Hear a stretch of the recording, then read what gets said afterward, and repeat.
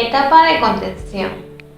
A pesar de ser aliados frente a Alemania nazi y del acuerdo para un nuevo orden mundial, las potencias vencedoras guardaban una desconfianza mutua. La primera fricción, cuando las tres potencias occidentales comenzaron a tomar decisiones para unificar sus zonas de ocupación y preparar la devolución de soberanía al pueblo alemán, ya que en una parte de la ciudad funcionaba el socialismo y en otra el capitalismo. En abril de 1945, la URSS consiguió la bomba atómica.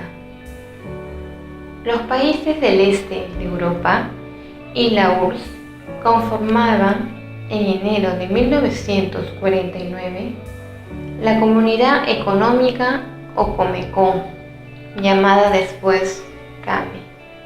En esta etapa, Estados Unidos dona $15 millones para reconstruir Europa, las ciudades destruidas por la guerra, las cuales la Unión Soviética rechazó, ya que lo tomaban como una hegemonía estadounidense.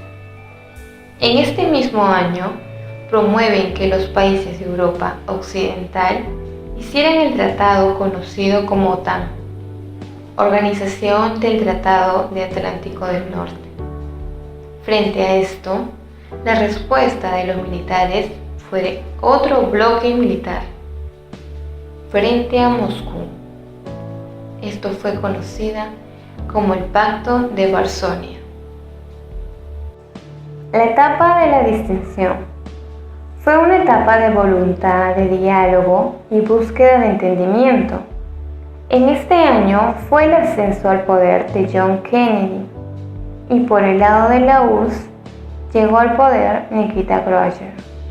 Nikita Khrushchev había denunciado los ánimos de Stalin y la URSS entraba a un periodo de desestabilización, en la cual incluyó la rehabilitación de varios dirigentes purgados por el estalinismo.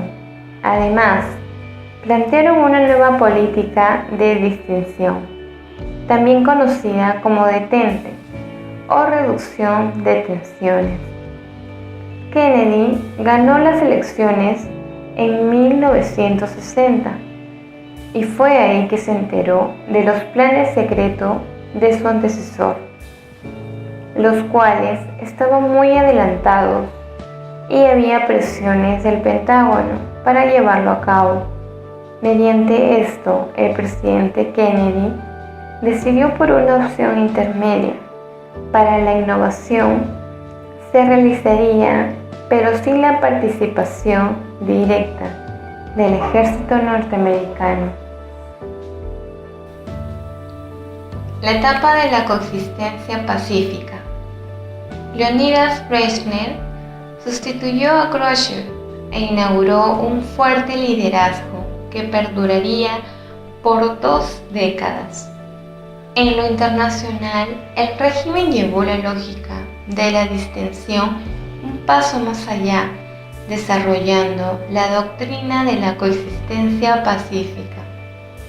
La guerra podía evitarse y posibilitar que coexistieran ambos sistemas e incluso hicieran negocios juntos. La doctrina de la coexistencia pacífica favorecía los intercambios comerciales con el mundo occidental, de los que tanto necesitaba la economía soviética, sin que ello debiera ser criticado como traición a los principios. Era en interés de la URSS estabilizar la situación internacional, frenar el exorbitante gasto de la carrera armamentista y alejar definitivamente el fantasma de la guerra. El año 1973 se trajo grandes novedades en esta partida mundial. Estados Unidos, tras una difícil negociación, culminaba su retirada de Vietnam, dejando en una difícil perspectiva a sus aliados anticomunistas. También fue ese el año de una nueva guerra árabe-israelí, la guerra del Yom Kippur, donde la superior tecnología militar de Israel le permitió un fulgurante triunfo. Terminando la década, el régimen soviético cometería un error fatal: involucrarse en la guerra de Afganistán.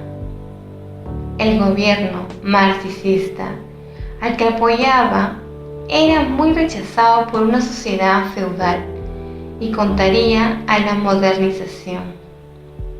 Líderes religiosos musulmanes incitaron a la rebelión, que contaba con el apoyo de Estados Unidos. Afganistán se convirtió muy pronto en el Vietnam de la Unión Soviética. La etapa de cooperación entre sistemas, la perestroika. La Unión Soviética era incapaz de seguir a Estados Unidos en la carrera armamentista.